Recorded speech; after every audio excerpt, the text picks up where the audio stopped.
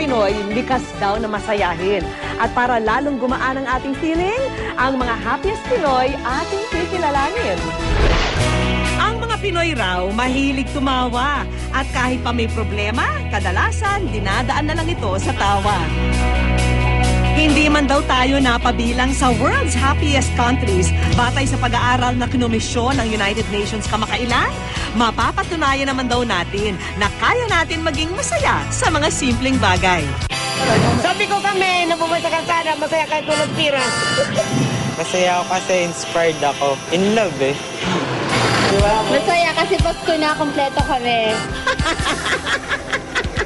Ayon sa eksperto, tayong mga Pinoy daw kasi alam nating hanapin ang kiliti ng buhay. Ang pagiging masaya ay hindi ibig sabihin na lahat ay nasa ayos na or perfect. Pag sinabi nating masaya, ibig sabihin nakita na natin ang mga magagandang bagay sa mga hindi magandang bagay na nangyari sa buhay natin. Ang ilan na nga sa aming mga nakilala, dumaan na sa mga nakakapanlumong problema. Pero pilit pa rin hinanap ang daan tungo sa pagiging maligaya. Nakatawa pa rin sinasalubong ni Gerald ang bawat araw. Bagamat 13 taon nang naka-wheelchair dahil sa hindi biro niyang aksidente. Naglalaro ako ng golf, tapos nahulog ako sa bangin, tapos na-spinal cord injury ako. Nakita mo ba yung panda bear? Nanonood ka ba ng Jack and Jill? Went up the hill, fetch a pail of water. Ako yung panda bear nahulog, tumbling down. So, well, that changed my life. Pero hindi lang pagkakaparalisa ang pinagdaanan ni Gerald. Tumindi ang kanyang pagsubok nang iwan siya ng asawa.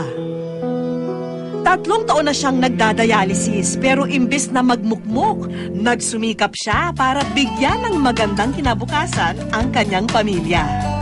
Tinailor fit yung negosyo ko na, so I decided to go into awards manufacturing.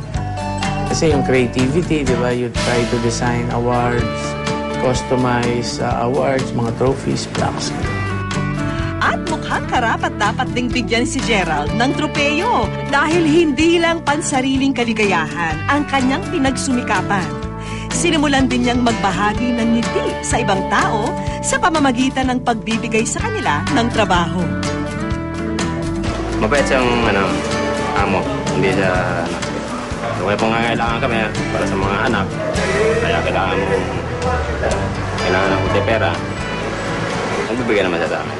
Pero hindi riyan nagtatapos ang pagkamatulungin ni Gerald. Kasi minsan nagtuturo ako sa mga kagaya ko may kapansanan, paano maghanap buhay. Minsan nagtuturo rin ako sa business school, paano maging isang entrepreneur. Marami ang ginagawa. Kung yun ang batayan, hindi lang ako happy. Sobrang happy ako. Patunay si Gerald na anumang dilim ng buhay, may liwanag pa rin naghihintay. I would rather term it as a coping mechanism. Pag sinabi mong coping mechanism, you challenge the negative energies that you're receiving from hurt, from pain, from heartaches, to something positive. So it's a transformation from negative to positive energies. Kung minsan naman, ang kaligayahan dumarating ng hindi inaasahan. Ang dating mabulaklak na love life ni Hilda, nalanta na dahil daw sa pang-aabuso ng kanyang asawa. Sabi ko sa kanya, di mabuti pa mag-ano ka na lang, mamili ka na lang kung sino sasamahan mo kasi hindi ko kaya yung 4 days sa akin, 3 days sa kanya. 2 buwan din siya nagkulong sa kwarto, pero dahil sa mga anak, pinilit niyang maging matatag. Naging abala siya sa paghahanap buhay para makapagtapos ang mga anak. Pero di kalaunan, pati si Hilda nagulat sa kinahantungan niya, ang pagiging isang marriage counselor. Sabi ko daw sa panaginip ko, paano magiging instrumente ako mahiwalay sa asawa, diba? Dito nahanap ni Hilda ang kanyang tunay na kasiyahan.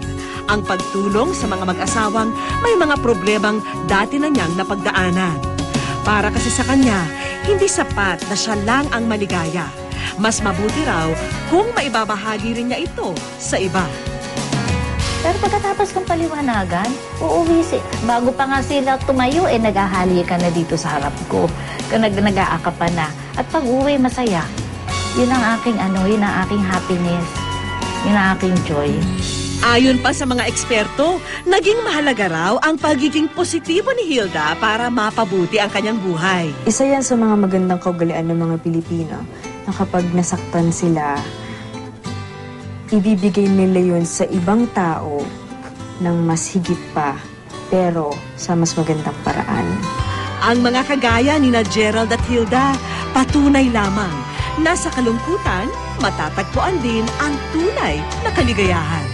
Pinapaalala nila sa atin na anumang lungkot ng kwentong ating pinagdaraanan, may kakayahan tayong pumili ng sarili nating happy ending.